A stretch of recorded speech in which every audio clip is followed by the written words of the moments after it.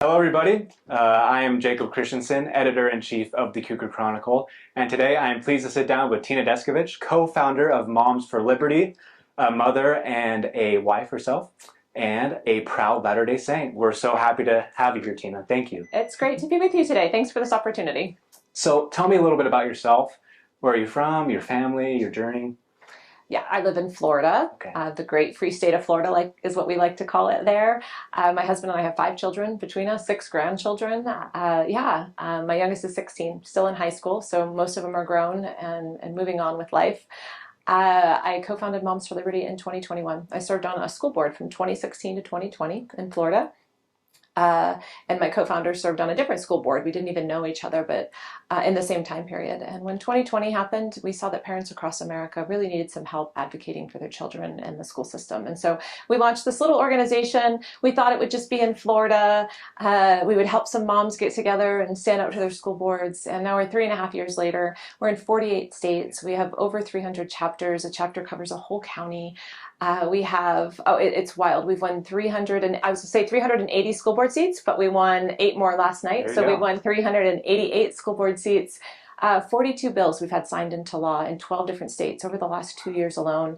So it is wild. We sued the Biden administration a few months ago about the Title IX rewrite with the whole state of Utah, as a matter of fact. Good. We signed on with 3 states, Utah being one of them, and we won a federal injunction. And so because of that lawsuit, kids in the state of Utah do not have to comply with the Title IX rewrite. And if you are anywhere in the country and you're a member of Moms for Liberty, the school your child attends does not have to comply with the Title IX rewrite. It was a remarkable ruling by the judge. That's a huge win. Absolutely. So what are your top issues there at Moms for Liberty? We help unify, educate, and empower parents to defend their parental rights at all levels of government. That's our mission statement. So we are working to help empower parents to protect their kids, to stand up for their kids. Since Tiffany and I are former school board members, we help them do that really well, I think, in the education system. But it's at all levels of government. As I just told you, we fight at the state level with those 42 bills signed into law, and then even at the federal level with the Biden administration lawsuit that we sued their Department of Ed. Gotcha. And so you're focused on critical race theory, gender ideology, all that sort, and then also parental rights on top of that? I'm a little... Yeah. Explain it to me like I'm 5 minutes. Yeah, explain to you. I understand that. I understand your question. So we help parents advocate. And so our chapters actually meet in monthly meetings, and we tell them, pull down your school board agenda. That's what you're supposed to do at your meeting, and look over it.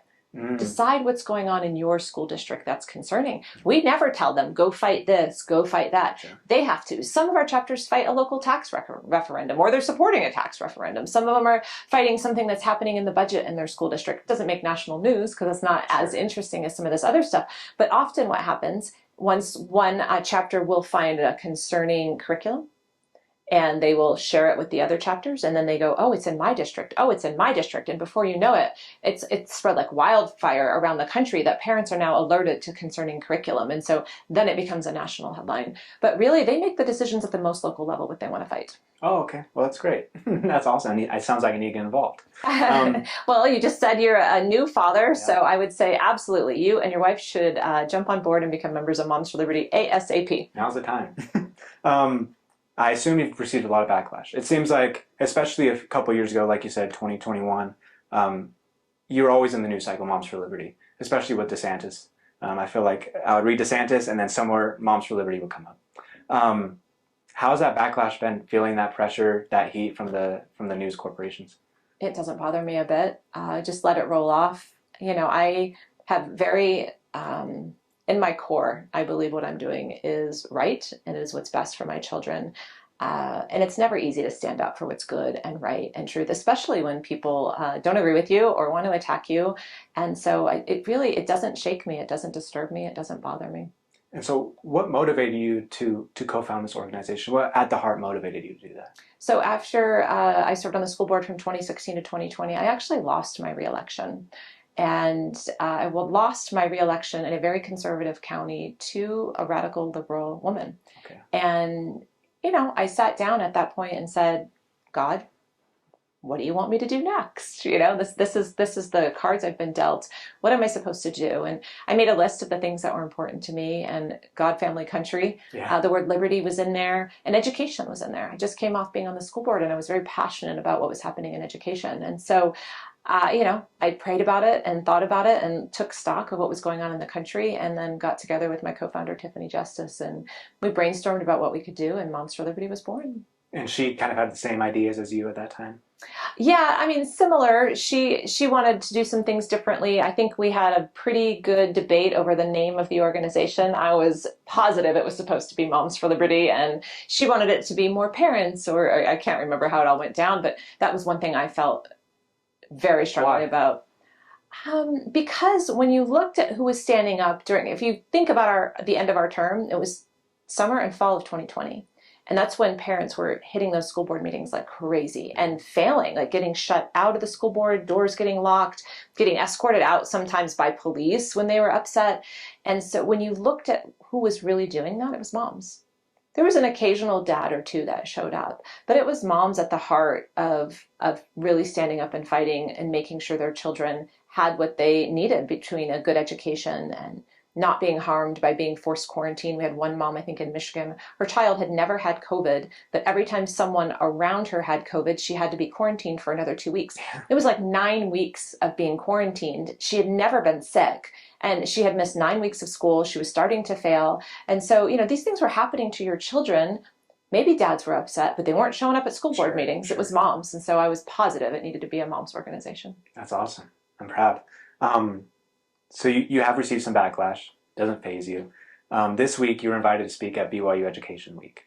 And it's a great week. There's a lot of great speakers there, including yourself. And of course, per usual, the Salt Lake Tribune came out with an article. BYU Education Week speaker lineup includes LDS co-founder of controversial conservative group.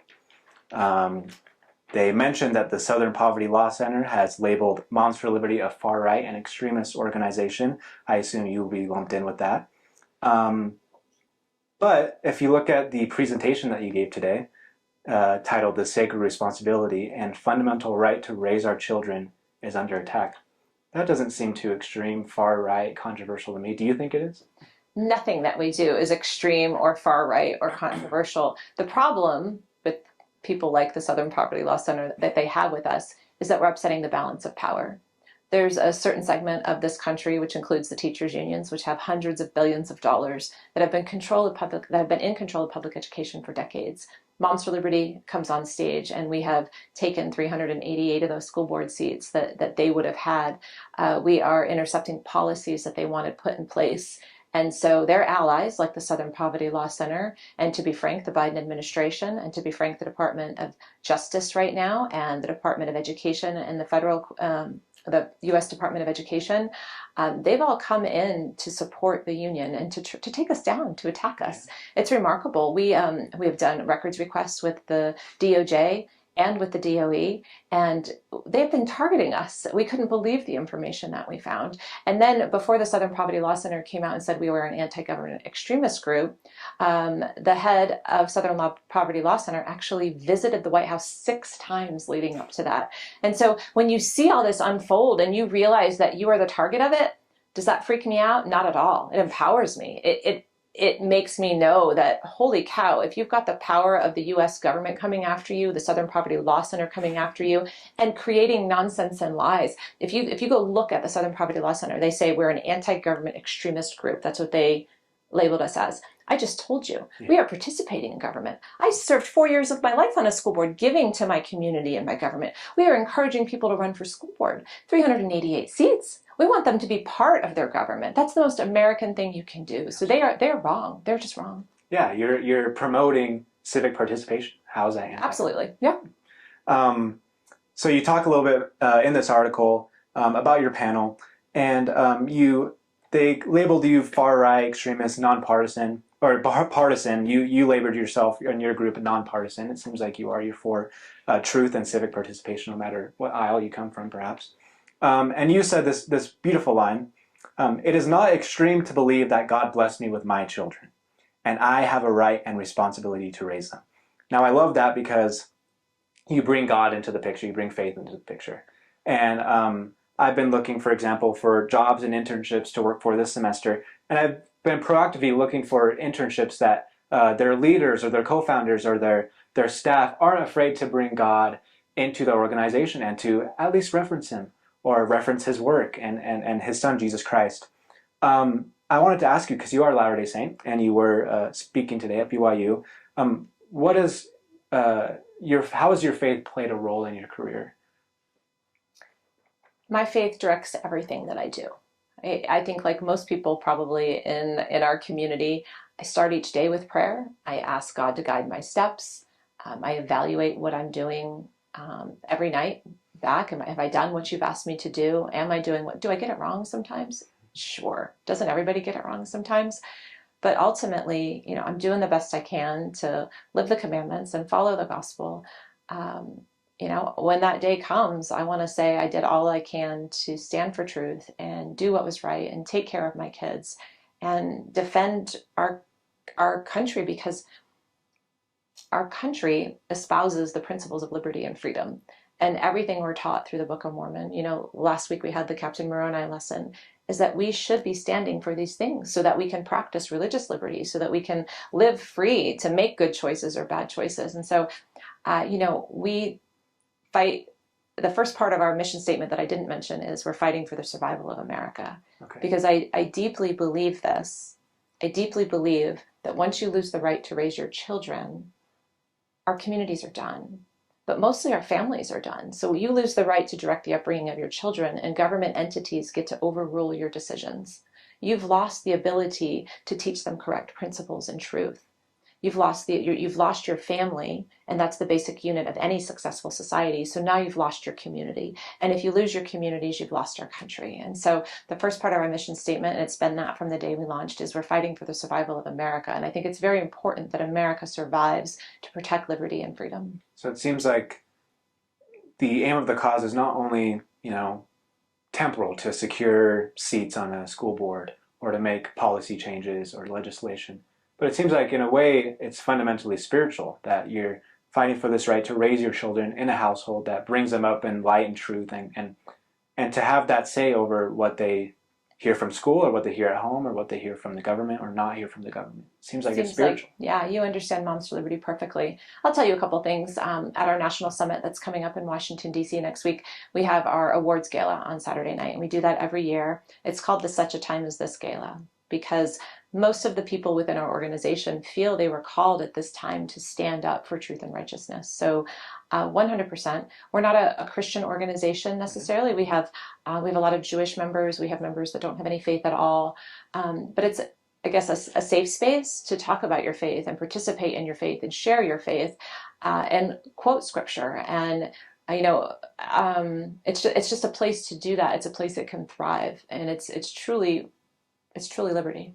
So you see no disconnect between faith and your cause. There's in a way a connection there that can be made and is made at Moms for Liberty. Yeah, there's absolutely. It's not just a connection; it is intertwined. It's beautiful. Like you said, I am a new parent.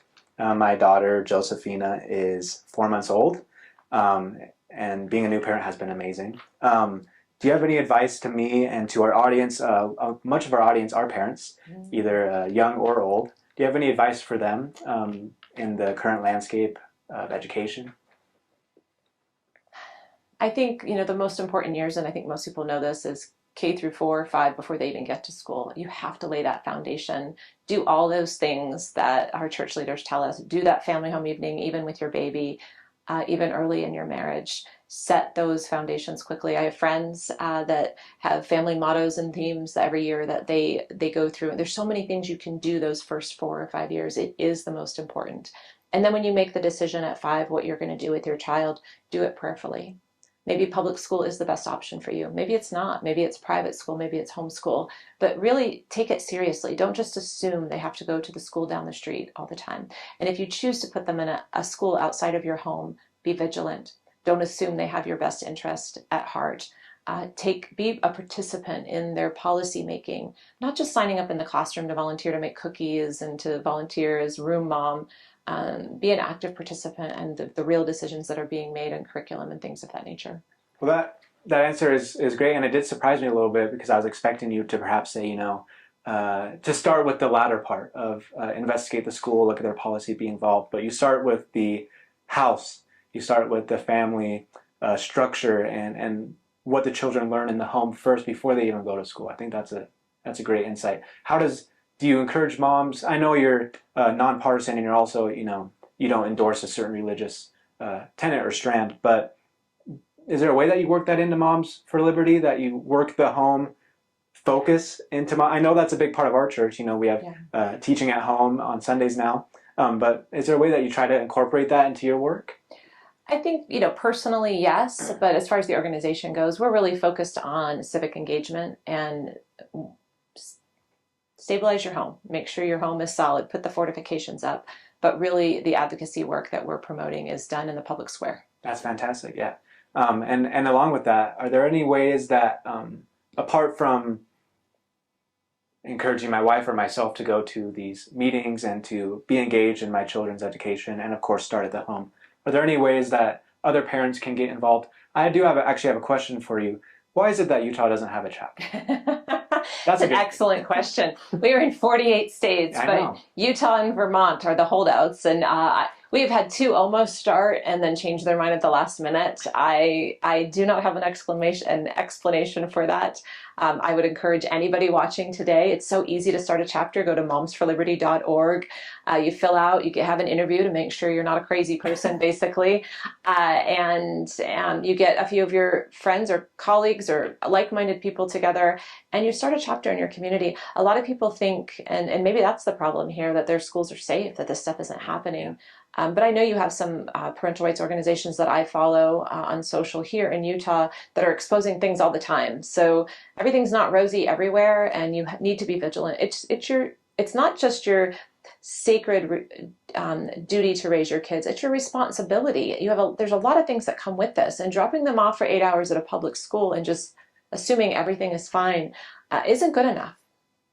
So I agree wholeheartedly, and what does being a head of a chapter look like apart from applying? You meet monthly, you said? They have monthly chapter meetings. They review the local school district agendas.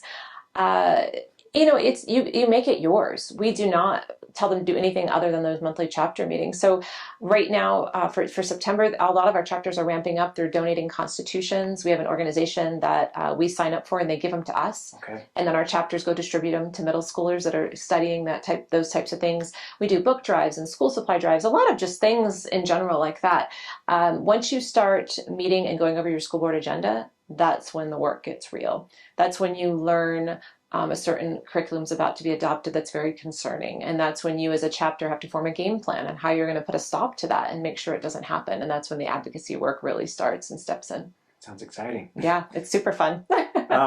Thank you so much, Tina, for your time, and we wish you luck, and we thank you so much for being here. And it's been a pleasure. Thank you for your time. We know BYU benefited from your panel today, so thank you. Appreciate you. Thank you.